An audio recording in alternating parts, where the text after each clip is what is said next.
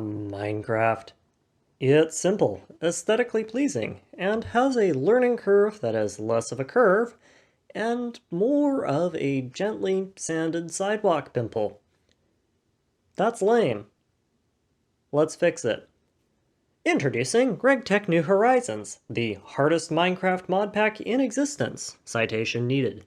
If you want to rip apart dozens of worlds rich in natural resources, such as dirt, also you can relive 5,000 years of human technological development from the comfort of your basement in real time, this is the mod pack for you. I, the naturally well-adjusted and rational individual that I am, have one response to this. Too easy.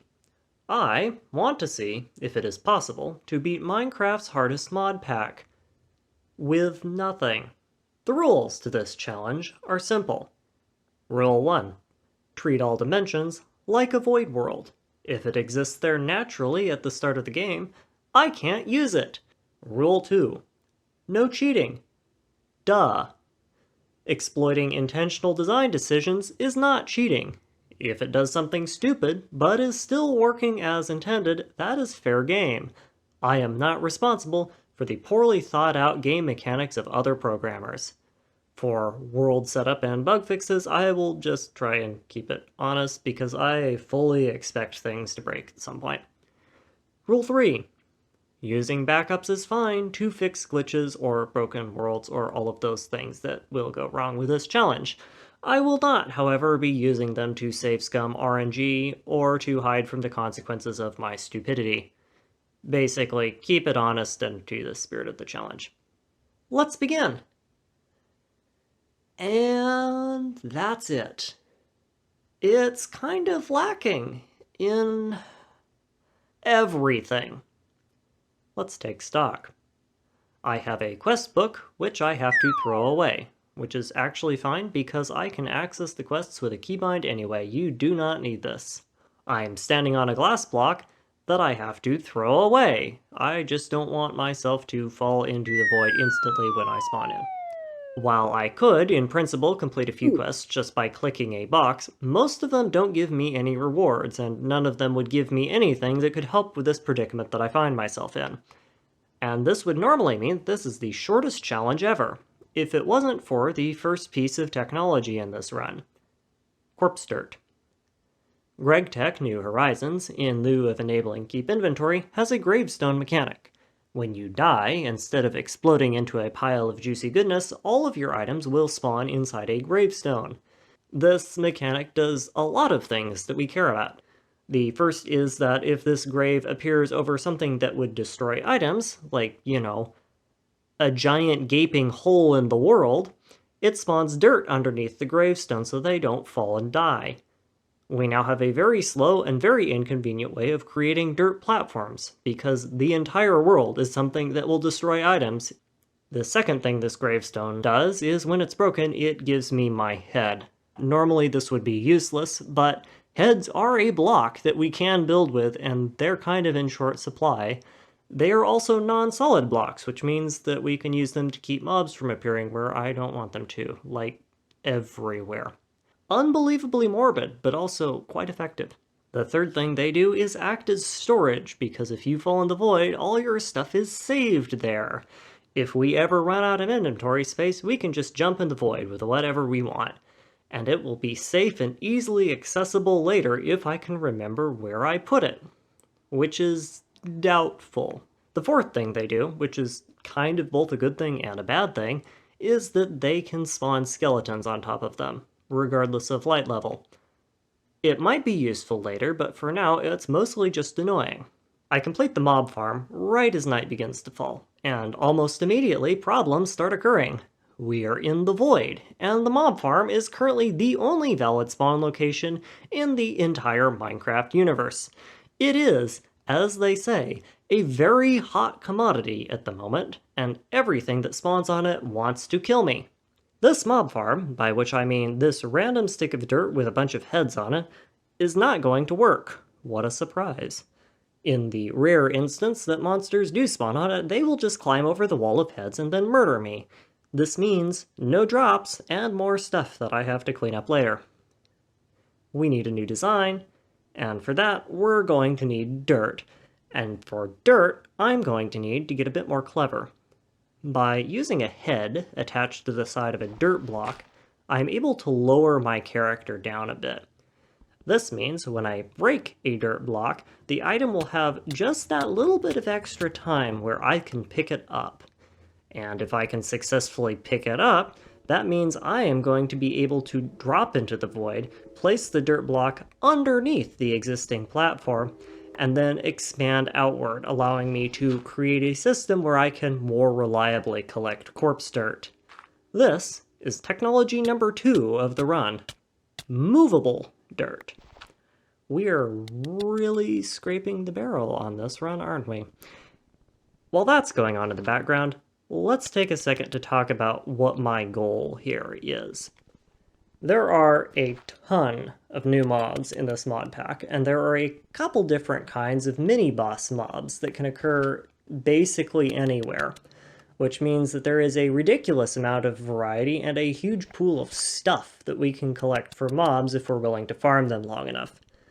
There are also a ridiculous amount of very dangerous mobs in this pack, and it is practically impossible to build a mob farm that can account for all of the miscellaneous bogus that they can throw out. To put this in perspective, there is literally a spider that can phase through walls. That said, with this farm I'm mostly interested in 4 things, and none of them are incorporeal spiders. The first, and most obvious, are infernal mobs. These are special mini-boss style versions of mobs that can drop special loot.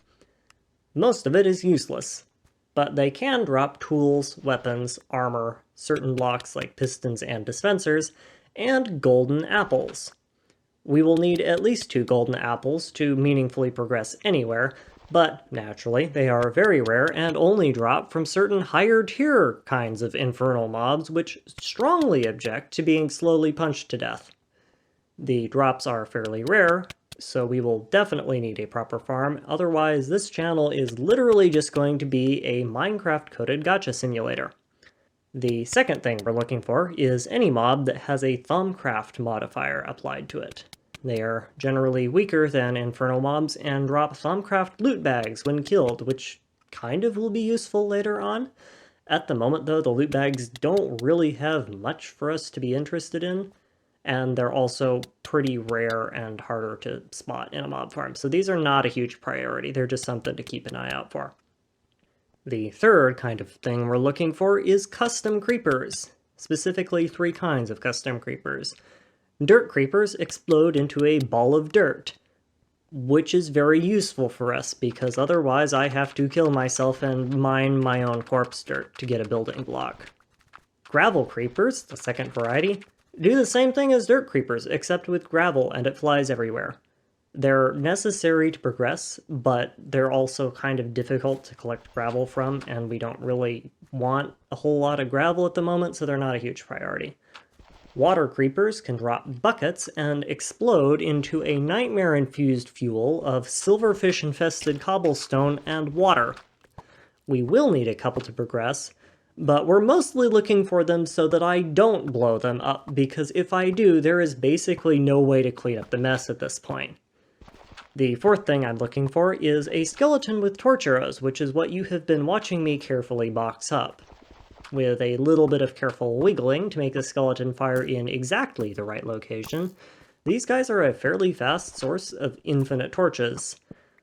This is kind of a lifesaver in the early game, because any light source is usually tricky to come by, and I go a little bit overboard. By which I mean I throw out basically everything in my inventory and fill it with torches before storing them. These skeletons really aren't that rare, but they are a pain in the butt to find when you desperately need one, and torches are always going to be useful. A couple thousand torches later, and then I get back to work. In the interim, I also find some other useful stuff. After a while, I find a spiny zombie. This is one of those Thumbcraft mobs that we were looking for. Unfortunately, this is like the only Thumbcraft effect that I can't really deal with right now, and I can't secure the last hit on it before it suffocates. Some more time later, and we encounter our first dirt creeper. As mentioned earlier, these things explode into balls of dirt. We could really use that right now. It's also trapped with a bunch of other monsters, and will probably get itself killed. When attempting to clear out those other monsters, a few accidents happen, mistakes are made, I do a little whoopsie, and it is only through the grace of RN Jesus himself that the creeper is saved. Inasmuch as any creeper is ever saved, really. A skeleton shot it from earlier, and by sheer coincidence, the creeper aggroed to the skeleton and exploded the second before it would have fallen into the void. The dirt that I recover from its explosion is actually enough to repair all of the damage for the old farm, and we end up with about 50 dirt ahead, so worth it? After a great deal of time, many mistakes, and more than a couple of repairs, I eventually managed to isolate and trap one of those special Thaumcraft mobs. After spending a solid minute punching it to death, I timed it, this is not a joke, it drops me an uncommon loot bag, which is kind of a misnomer because apparently the drop rates are like 50-50 common to uncommon, but still nice to have. I debate just storing it because it can drop a bunch of non-stacking junk like potions that I don't care about, but eventually the gacha gets the best of me and I decide to crack it open. What happens next is nothing short of miraculous. I get a golden apple. I didn't even know these things could drop golden apples. It also kind of breaks some of my plans for how this video is going to work, because I expected to have to slave away and punch down dozens of infernals until one of these things dropped. This just kind of happened instead. It honestly kind of feels lame. But anyway, my mission is now clear and my priorities have been reset. I am now looking to cure a zombie villager. Just to satisfy my curiosity, I did some research on the likelihood of this happening. The Gregtech wiki pages actually have a breakdown of how these things generate loot, and after doing a little bit of math, it comes out to about a 1.5% chance of me getting a golden apple drop. So I guess these things are not as rare as I thought they were, but still really lucky. Anyway, full speed ahead on the zombie villager hunting. There will be no stopping. There will be no delays.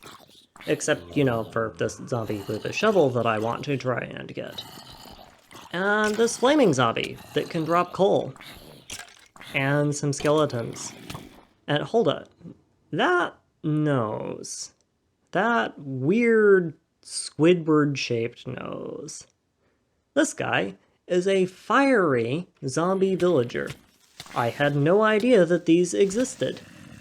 Naturally, I immediately try to capture it and fail. It escapes, I respawn, lure it over, break the dirt bridge, and trap it over on the other side of the island. I turn around to kill all the other mobs, and then it falls into the void. You know, you win some, you lose some. Anyway, no delays. Full speed ahead. Except for where I blow up my entire mob farm when I am not recording and have to fix it by salvaging all of the heads in the area. And except for this gravel creeper, because we do need one of those. And also I may as well kill the plague zombie for some mushrooms, and you get the idea. I try to kill a witch. It ends up resulting in me teleporting mobs all over my island, blowing up the bridge to the mob farm, and then having to punt the witch into the void. I did kill a grim zombie in there first though, so I do have another loot bag once I get my stuff back. Things continue like this for a while, and I end up amassing this pile of random tools and armor and junk. I store it all in graves if I ever run out of inventory space, which I do repeatedly, and just re-roll the mobs by jumping into the void if I don't want them. It's kind of a grand time, until we finally find it. Zombie villager. This is a high alert situation, because I have no way of keeping this thing spawned. If I fall into the void, this thing is gone. I carefully maneuver it into a little box on the back of the farm, because I don't trust myself to move it, and I don't trust its pathing to not walk it into the void. And all I need now is a witch that throws weakness potions. And yes, there are some that don't, because of course there are! And then I can cure my first villager. I go back to the spawn point to spawn more mobs, and then notice that the zombie villager is gone. It was trapped. Where could it have gone? And after a quick check, the only thing I can think of is that it must have despawned somehow. And this is bad, not only because I lost my second zombie villager, but also because I now have to keep them closer to me than I thought. This kind of sucked. A lot. I had to spend something like 4 hours trying to get one of these things to spawn, and I lost it because of a weird change to a game mechanic that I was kind of relying on. But there's nothing to do for it. Back to work. Again. After a great deal more mob farming than I care to admit, I leave the game running for a bit while I'm taking some bread out of the oven and come back to find witches in the farm. Usually these things are pretty rare, so I decided if I could just kill a few that would be great because they all spawn as infernals and I like stuff, and they also drop redstone and sticks, so still kind of worthwhile to destroy even without the infernal status. I messed this up, unsurprisingly, by going and killing a bat on accident that leaps out of the hole that I made in the mob farm. Did I mention mobs explode randomly? They explode, by the way, because why not? Thankfully, the explosion doesn't break blocks, but they do damage things near them and will destroy dropped items. So if there was anything in that beforehand, it's gone now. I end up killing myself to regain the lost health, and I keep going. And then, for a split second, I see it. There is another zombie villager in the hole. It's even better. It's a brute zombie villager, which means it has a bigger health pool and is harder to kill, in a box with witches. This is literally the best possible scenario. I have a bug where I can't damage certain mobs, so I reload to fix it, and then I start sitting down and thinking. Because killing mobs might just blow up the zombie villager, or all of the witches, and then I'm back to square one. I decide that I'm going to, instead of killing the mobs, just suffocate them with gravel. It isn't a player kill, so they won't blow up because of it, hopefully. One of the witches has conveniently trapped itself in the wall already. Somehow. So I block it up and hope it won't leak out and murder me. The witches are still infernal, which is kind of a problem, because one of them sees me, launches me up, traps me in a cobweb, and is aiming to take the shot, and I am barely able to block the hole it saw me through before it kills me to death again. I immediately suffocate it in gravel. There are other witches I can use. I have no need to risk it with this one, and it wastes a solid 3 minutes of my life chugging potions while suffocating to death. I'm able to separate the second witch and kill it manually.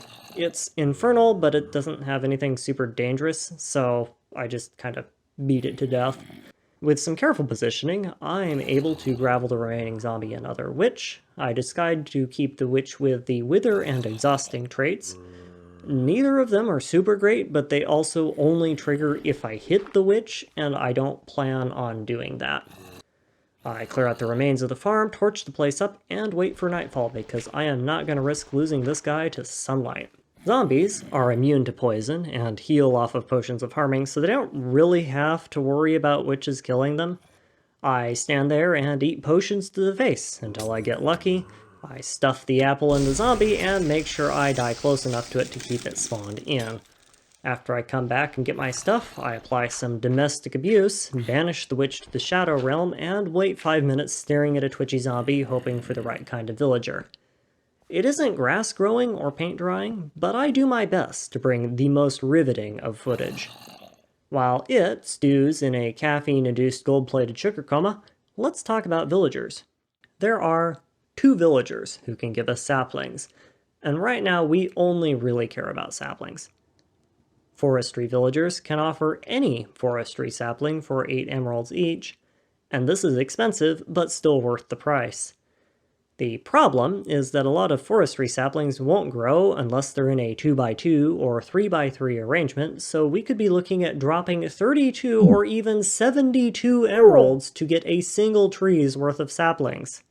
Forestry saplings also have a lot of trees with very few leaves and very low sapling drop rates.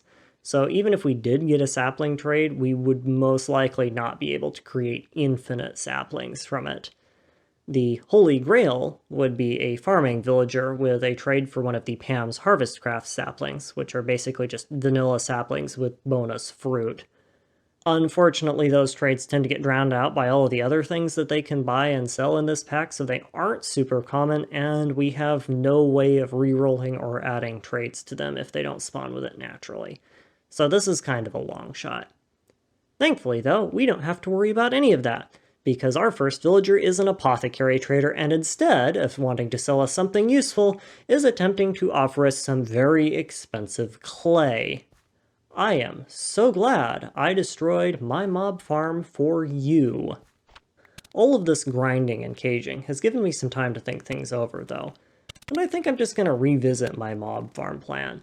While the old design was great at actually securing mob drops, I'm not really looking for mob drops. I'm looking for specific kinds of mobs. Rather than recreating the same old box design, I think I'm instead just going to create a very large flat plane and then wait for day to come and burn most of the useless mobs away. This should hopefully isolate things like valuable creepers, and then I can detonate those to give me the resources I want for making better farms. It also means I need more corpse dirt. Yay! 2 hours later, and my new superior, definitely not compensating for anything creeper trap is finished. About halfway through, I realized it was just faster to farm dirt the old way, rather than run over and die, so I did speed it up a little bit, but this was still really miserable. I also had a brainwave, and used my brains to wall the farm in, so mobs shouldn't fall off the sides. And now all I need to do is see if it'll work. Spoiler alert, it works. Oh boy does it work. It also seems to want to concentrate zombies along the side where the villager is. I spend a great deal of time trying to leverage this into a way of separating out zombies, and this honestly just ends up being a massive waste of time because I just keep killing myself or wasting dirt or something. When I'm doing this ill-advised plan, though, a ridiculous series of Rube Goldberg nonsense happens. First, a fishing zombie pulls me into the spawning platform in the middle of the night. This is bad. I try to wrap around the mobs to avoid blowing holes in my nice shiny new 2-hour-long mob farm, and am trapped in a cobweb by a random infernal. This is worse.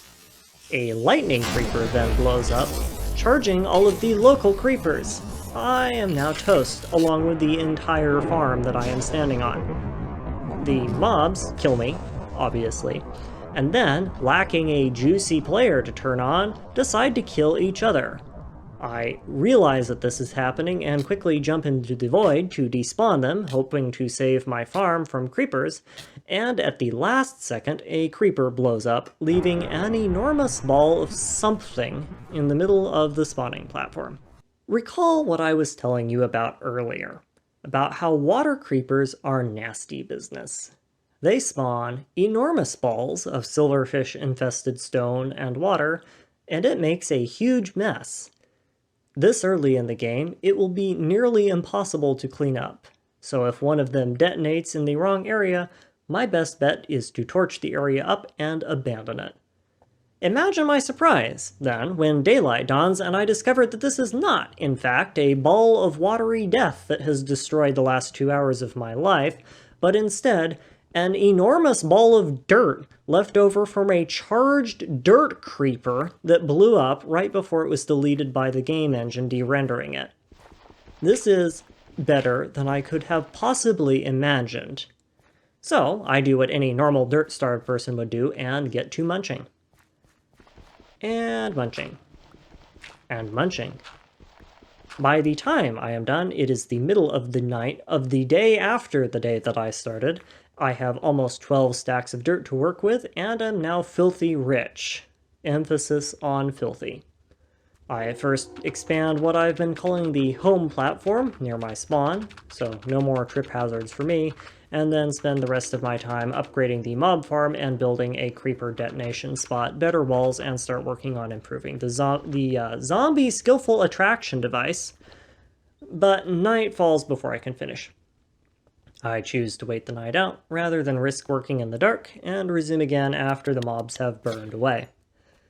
The next few days I spend cleaning up the mob farm, expanding parts of my base, and collecting more resources. I'm able to detonate a gravel creeper successfully, for once, which nets me half a stack of gravel at the cost of only a couple of dirt blocks. This is a good trade, so eat your heart out, villager scumbag. I also decide I want to try and build a dark box for mobs again. The one, by which I mean one of many, problems with the current open concept farm is that it only works at night, and you can only safely get one crop of mobs for it per day. Now that I have the building blocks, I want to start working on better designs for a mob farm, but those will require water, which in turn requires a bucket, and water blocks. Both of these can be sourced from water creepers, though the low drop rate of buckets mean that this will take some time to secure, and I don't fancy trying to do that in the middle of my expensive open concept farm. And as always, I'm on the hunt for any sources of golden apples. Time passes. I find a dirt creeper in the mob pen. I decide to spend the night slowly clearing out the mob pen to safely charge and detonate that creeper. This goes shockingly well, pun intended, until I decide to clear out the zombies aggroed on the villager and get myself killed. I spend some time cleaning up my mess and replacing skulls with, actual blocks, and then go back to mob grinding.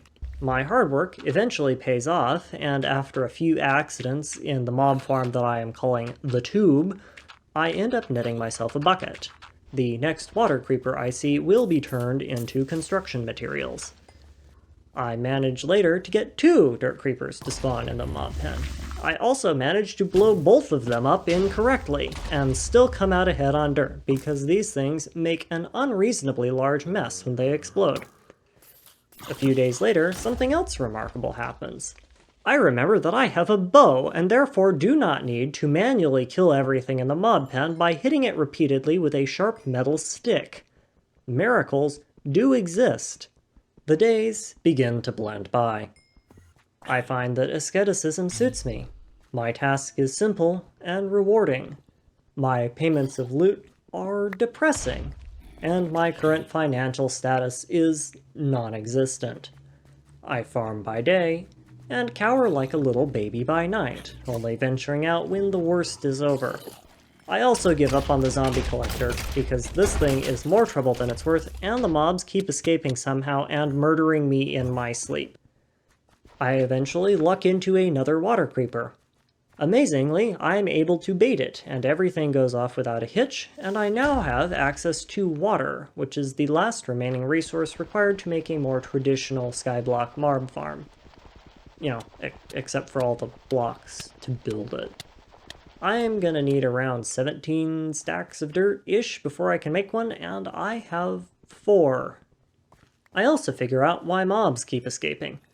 Endermen are removing blocks from the bottom layer of the mob pen, and then placing them next to the wall, which allows them to escape. I am literally under siege from the inside of my own base. Thankfully, this can be easily replaced by replacing the bottom layer of dirt with more human skulls. Fun times. Dirt creeper? Spotted. Lightning creeper? Also spotted. Let's get this show on the road. A little bit of wiggling, a little bit of healing, a touch of friendly fire, some domestic abuse in the right situation, and pay dirt. Literally. So much pay dirt. I do some quick math, and these things give me almost 1,000 dirt, which is something like 15 Minecraft days of corpse farming. This stuff is insane and well worth the time it takes to set up. And with that, I'm going to call the video here. If you have a few moments to spare, I would love to have your help with making YouTube like me through all of the usual methods down below. It really does make a shockingly huge difference, especially for newer channels like this one. Thank you all for your time, and I hope you enjoyed.